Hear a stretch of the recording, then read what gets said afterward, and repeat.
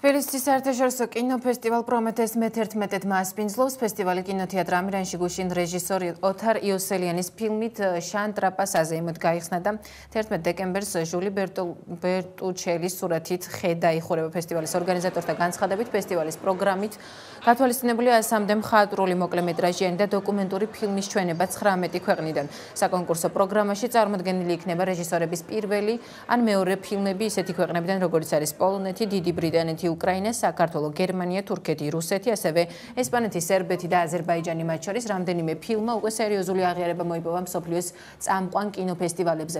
საქართველოს საერთაშორისო კონკურსში რუსუდან პირველის სადებიუტო ნამუშევარი სუსა წარმოადგენს.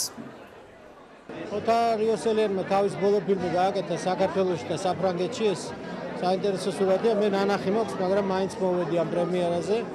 ვიღაიდან ეს არის გახსნა და თან მაინტერესებს ჩვენი აუდიტორიის რეაქცია ოთარის ბოლო ფილმზე და მე მინდა ეს ფესტივალი იყოს ესეთი, რომ დამყარდეს ბევრი ურთიერთობა ადამიანებს შორის, ჩამოსულებს და მასპინძლებს შორის. ფესტივალი არ არის მხოლოდ სანახაობა, ეს არის მომავალი ურთიერთობების წინაპირობა ხოლმე. ფესტივალებია ზუსტად ის ადგილი, სადაც ხდება ფილმების შეფასება და საქმიანი ურთიერთობების დამყარება, ამიტომ თბილისში საერთაშორისო ფესტივალის არსებობა არის სტრატეგიულად ძალიან მნიშვნელოვანი. ის რომ ქართული ფილმი, რომელიც არის ეროვნული კინოცენტრის მხარდაჭერით შექმნილი არის კონკურსში, ჩვენთვის არის განსაკუთრებით სასიხარო.